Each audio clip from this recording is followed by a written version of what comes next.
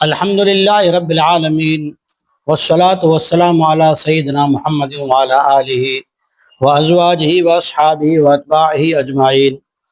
جیسا کہ پہلے سبق میں یہ بات سن چکے ہیں کہ قرآن مجید میں صرف یوسف علیہ السلام کا ایک واقعہ ایک ہی جگہ پر ذکر ہے، اور نبیوں کے واقعات جو ہے نا ان کا الگ الگ صورتوں میں الگ الگ تھوڑا تھوڑا حصہ آیا ہے، لیکن یوسف علیہ السلام کے واقعے میں ایک خاص چیز ہے۔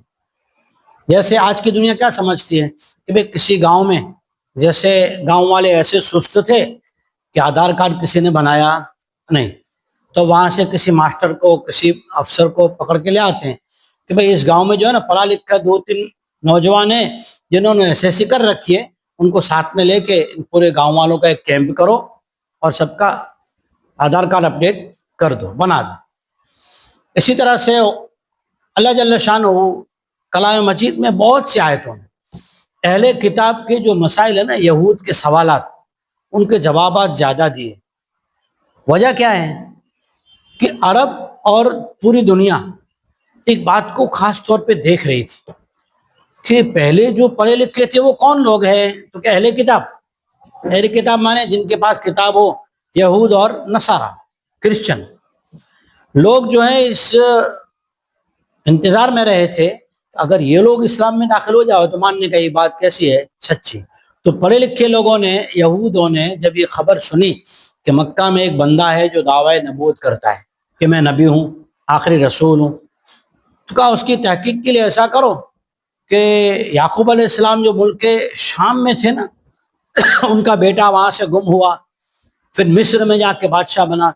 یہ واقعہ یہاں حجاز والوں میں سے کسی کو پتہ نہیں ہے، جا کے اس واقعے کی خبر کرو، اگر اس کو پورا سنا دے تو ہم بھی ایمان قبول کر لیں گے، مان لیں گے وہ نبی سچا ہے۔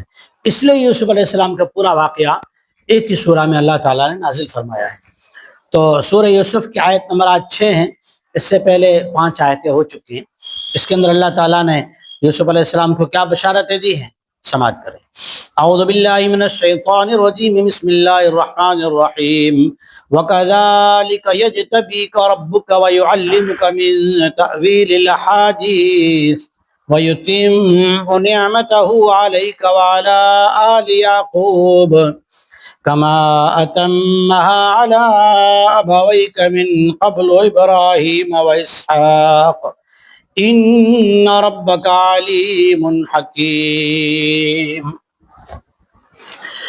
اور ہم نے اسی طرح سے آپ کو چنا، یعنی یوسف علیہ السلام کو چنا، اور اس سے مخاطب حضور پاک صلی اللہ علیہ وسلم نے، اور آپ کو چنا آپ کے رب نے، اور یوسف علیہ السلام سے کہہ رہے ہیں، اور آپ کو سکھائی باتوں کی صحیح ترجمانی، بات کو اچھی طریقے سے سمجھانا۔ یہ بھی اللہ کی طرف سے ایک بہت بڑی نعمت ہے، اور نبی کو یوسف علیہ السلام کو دی گئی۔ وَيُعَلِّمُكَ، اور تجھ کو سکھائی باتوں کو صحیح طریقے سے سمجھانے کی تدبیر، طریقہ۔ اور پھر ایسا نہیں ہے صرف آپ کو اتنا ہی سکھایا، وَيُتِمُّ نِعْمَتَهُ عَلَيْكَ، اور آپ پر اللہ تعالیٰ اپنی نعمت کو مکمل کر دے گا، یعنی نبوت اور خوابوں کی تعبیر اور بات کو صحیح طریقے سے سمجھانا، یہ اللہ تعالیٰ آپ پہ کام کرے گا، مکمل کرے گا۔ ایسا نہیں، وَعَلَىٰ آلِ يَعْقُوبَ، اور یعقوب علیہ السلام کے پورے خاندان پہ۔ کس طرح سے؟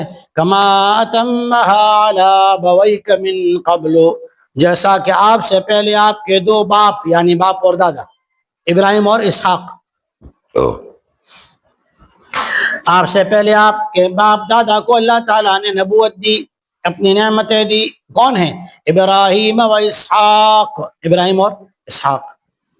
ان ربک علیم حکیم، بے شک آپ کا رب جو ہے جانتا ہے کسے دینا ہے، کیا دینا ہے، اور حکمت والا ہے کہ ترتیب سے دیتا ہے۔